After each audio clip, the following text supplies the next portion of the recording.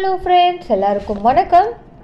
பண்டிகை காலம்னு வந்துட்டாலே எல்லார் வீட்லேயும் சாதாரணமாக செய்யக்கூடியதுன்னு பார்த்தீங்கன்னா இந்த முறுக்கு அதிரசம் தான். இவ்வளோ நாள் வரைக்கும் அதிரசம் பண்ணுறதுலாம் ஒரு பெரிய விஷயம். அரிசியை வெயிலில் காய வச்சு அதை அரைச்சி பாகுபதம் பார்த்து இந்த அதிரசம் பண்ணுறதுன்றது பெரிய காரியம் அப்படின்னு நீங்கள் நினச்சிருந்தீங்கன்னா இந்த வீடியோ கண்டிப்பாக உங்களோட எண்ணத்தை தலைகீழாக மாற்றிடும்.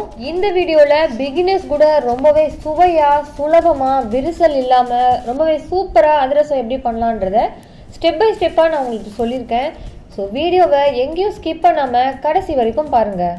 இப்போ அதிரசம் பண்ணுறதுக்காக பச்சரிசியை நல்லா கழுவிட்டு ஒரு 1-3 மணி நேரம் வரைக்கும் நல்லா ஊற வச்சுட்டு இந்த மாதிரி ஒரு துணியை பரப்பிட்டு இந்த அரிசியை உலர்த்தி வச்சிடுங்க. இப்போ இந்த அரிசியை ரொம்ப காயிற வரைக்கும் விடாம அந்த ஈரப்பதம் அதுல இருக்கிற அளவுக்கு நம்ம விடணும். முறுக்கு மாவுக்கு நம்ம பண்ணும்போது ரொம்பவே ஃபுல்லா ட்ரை ஆகுற வரைக்கும் அதை காய விடுவோம். ஆனா அதிரச மாவுக்கு அதுல ஈரப்பதம் இருக்கணும். இப்போ இந்த அரிசியை நீங்க மிக்சியில வேணா மிக்சியில அரைச்சிக்கலாம், இல்ல நீங்க நிறைய பண்றதா இருந்தா நீங்க மில்லுல கொடுத்து அதை நல்லா பவுடர் ஆக்கி கொண்டு வந்துடலாம். இந்த பண்டிகை காலங்கள்ல பலகாரம் பண்ணும்போது கேஸ் நிறைய செலவாகும்ன்றதுனால நாங்க எப்பவுமே இந்த விறகடுப்புல தான் பண்ணுவோம். இப்போ இந்த அடுப்புல ஒரு பாத்திரத்தை வச்சுட்டு தோராயமா ஒரு 2-3 கிளாஸ் தண்ணியை ஆட் பண்ணிக்கிட்டோம். இப்போ நம்ம ஆட் பண்ணியிருக்கிற இந்த தண்ணி நல்லா கொதிக்கணும். நம்ம ஆட் பண்ணியிருக்கிற எல்லா தண்ணியுமே நம்ம பாகுக்கு யூஸ் பண்ண போகிறது இல்லை. ஸோ அந்த தண்ணியை இன்னொரு பாத்திரத்துக்கு மாற்றிட்டு அதுலேருந்து 1 டம்ளர் தண்ணியை மட்டும் நம்ம யூஸ் பண்ணிக்கிறோம். அதிரசம் பண்ணுறதுக்கு 1 கிலோ ரைஸ் நீங்கள் எடுத்தீங்கன்னா 3/4 கிலோ வெல்லம் தேவைப்படும். நாங்கள் இங்கே 1.25 கிலோ அரிசி எடுத்ததுனால இங்கே வெல்லம் 1 கிலோ நாங்கள் எடுத்துக்கிறோம். நம்ம எடுத்து வச்சிருக்கிற அந்த வெல்லத்தை நல்லா பொடி பண்ணி எடுத்துக்கலாம். ஸோ இதை நல்லா பொடி பண்ணி இந்த மாதிரி எடுத்துக்கிட்டோம். இப்போ ஃப்ளேவருக்காக ஏலக்காவையும் நல்லா இடித்து எடுத்துக்கிட்டோம். இப்போ நல்லா பொடி பண்ணி வச்சிருக்கிற இந்த ஏலக்காவை கொதிச்சுட்டு இருக்க அந்த தண்ணியில் ஆட் பண்ணிக்கலாம். தண்ணி நல்லா கொதிச்சிடுச்சு. இந்த டைமில் நம்ம பொடி பண்ணி வச்சுருந்த அந்த வெல்லத்தை இதில் சேர்த்துக்கலாம்.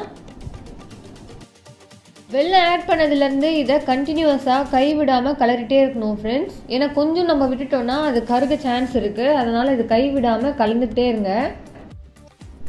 ஒரு சுவையான நல்ல வடிவமான ஒரு அதிரசம் பண்ணுறதுக்கு இந்த பாகு ரொம்பவே முக்கியம். இந்த பாகுபதம் கரெக்டாக வந்தால் தான் அதிரசம் நமக்கு நல்ல வடிவத்தில் வரும். இந்த மாதிரி தொடர்ந்து மிக்ஸ் பண்ணிக்கிட்டே இருக்கும்பொழுது நமக்கு நல்லாவே தெரியும் பாகு நல்லா திக்கானதை. இப்போ இந்த மாதிரி ஒரு பாத்திரத்தில் தண்ணி ஊற்றிக்கிட்டு அந்த பாகை கொஞ்சம் கொஞ்சமாக ஆட் பண்ணி பார்க்கணும். அந்த பாகு முழுசாக கரையாமல் அடியில் போய் தங்கிட்டு அதை கையில் எடுத்து பார்க்கும்பொழுது உருண்டையாக நமக்கு உருட்ட வரணும். அந்த பதம் வர வரைக்கும் நம்ம இதை அடுப்புலேயே வைக்கணும். இந்த பாகு பதம்ன்றது சக்கரை அதிரசமாக இருந்தாலும் வெல்லம் அதிரசமாக இருந்தாலும் சேம் தான். இங்கே பாருங்கள், சக்கரை அதிரசம் பண்ணும்பொழுது அதை அப்படியே நான் உருட்டி எடுக்கிறேன். நல்லா கையில் எப்படி ஜெல்லி மாதிரி வந்திருக்கு.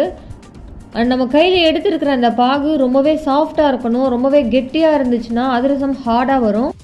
நம்ம பண்ணிட்டு இருந்த அந்த பாகு இந்த கட்டத்துக்கு வந்ததுமே டிலே பண்ணாமல் நம்ம எடுத்து வச்சுருந்த அந்த அதிரச மாவை கொஞ்சம் கொஞ்சமாக கொட்டிட்டு அதை நம்ம கலந்து விட்டுட்டே இருக்கணும்.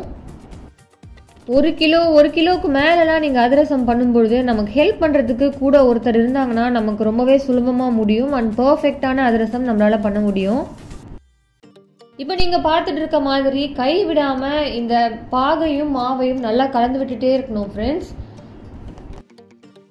இந்த அதிரசம் மாவு எப்பவுமே கொஞ்சம் எக்ஸஸாக வச்சுக்கோங்க. சில நேரத்தில் நம்ம அந்த கன்சிஸ்டன்சியை அட்ஜஸ்ட் பண்ணுறதுக்கு நமக்கு இன்னும் கொஞ்சம் எக்ஸஸாக மாவு தேவைப்படும். அந்த மாதிரி நேரத்தில் நம்ம யூஸ் பண்ணிக்கலாம். இப்போ இதை அடுப்புலேருந்து இறக்கிட்டு இதை நாங்கள் நல்லா மிக்ஸ் பண்ணி விடுறோம். மாவு ரொம்பவே சாஃப்டாக வந்திருக்கு ஃப்ரெண்ட்ஸ். இந்த மாதிரி இருக்கும்பொழுது நமக்கு அதிரசம் தட்டுறதுக்கு ஈஸியாக வரும். இப்போ இந்த மாவை நீங்கள் அப்போவே அதிரசம் பண்ணணுன்னாலும் பண்ணிக்கலாம், இல்லை எடுத்து வச்சுட்டு உங்களுக்கு எப்போ தேவையோ அப்போ பண்ணிக்கிறதா இருந்தாலும் பண்ணிக்கலாம். ஆனால் எடுத்து வைக்கும்பொழுது நல்லா ஏர்டைட் கண்டெய்னரில் காற்று போகாத மாதிரி பார்த்துக்கோங்க. அதிரசத்தை பொரிக்கிறதுக்காக நாங்கள் கடாயை வச்சுட்டு அதில் தேவையான அளவுக்கு எண்ணெய் ஊற்றிக்கிட்டோம். இப்போ இந்த அதிரசத்தை தட்டி போடுறதுக்காக வாழை இலை இல்லை பட்டர் பேப்பர் இல்லை பால் கவர் ஏதாவது ஒன்று எடுத்துக்கோங்க. இப்போ நான் வாழை இலை எடுத்துட்டு அதில் ஒட்டாமல் இருக்கிறதுக்காக நல்லா எண்ணெய் தடவிக்கிறேன். நம்ம பண்ணி வச்சுருந்த அந்த அதிரச மாவுலேருந்து கொஞ்சம் எடுத்து போட்டுட்டு இதை அப்படியே உருண்டைகளாக உருட்டி கையாலேயே ரவுண்டாக தட்டிக்கிறேன். சாதாரணமாக அதிரசம் பண்ணும்பொழுது இந்த மாதிரி தட்டையாக ரவுண்டாக பண்ணுவாங்க. அப்புறம் இந்த டோனட் ஷேப்பில் நடுவில் அந்த ஹோலோட பண்ணுவாங்க. ஸோ உங்களுக்கு எந்த ஷேப் விருப்பமாக இருக்கோ அந்த மாதிரி நீங்கள் பண்ணிக்கோங்க. இப்போ இந்த அதிரசத்தை தட்டி நான் இந்த இலையில வச்சுருக்கேன். எங்கள் அத்தை இது ஒன்றா எடுத்து பொரிச்சிட்டு இருக்காங்க. அதிரசம் தட்டும்போது ஒரே ஒரு விஷயத்த மைண்டில் வச்சுக்கணும் ஃப்ரெண்ட்ஸ், நம்ம அந்த மாவை ஆற விடக்கூடாது. இது ஆற விடாமல் இருக்கும் பொழுது விரிசல் இல்லாமல் ரொம்பவே சாஃப்டாக பார்க்கறதுக்கு ஒரு நல்ல ஷேப்பில் வரும். இன்னொரு முக்கியமான விஷயம், இந்த அதிரசத்தை நம்ம இதில் வறுத்தெடுக்கும் பொழுது எண்ணெய் வந்து மீடியம் ஃப்ளேமில் இருக்கணும். ரொம்ப ஹை ஃப்ளேம்லேயும் இருக்கக்கூடாது, லோ ஃப்ளேம்லேயும் இருக்கக்கூடாது. இந்த அதிரசத்தை எண்ணெயிலேருந்து வறுத்து எடுக்கும்பொழுது ரொம்பவே சாஃப்டாக நல்லா உப்பி வரும்.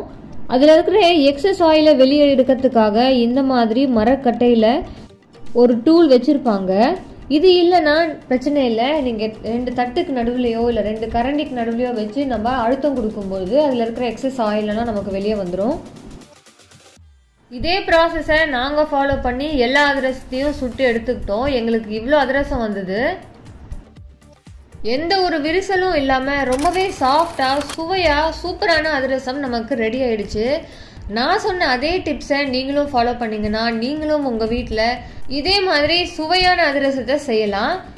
எப்போவுமே ஜங்க் ஃபுட்டாக சாப்பிட்ருக்க இந்த காலத்து பசங்களுக்கு இந்த மாதிரி ட்ரெடிஷ்னல் ஃபுட்டையும் நம்ம பழக்கப்படுத்தணும்.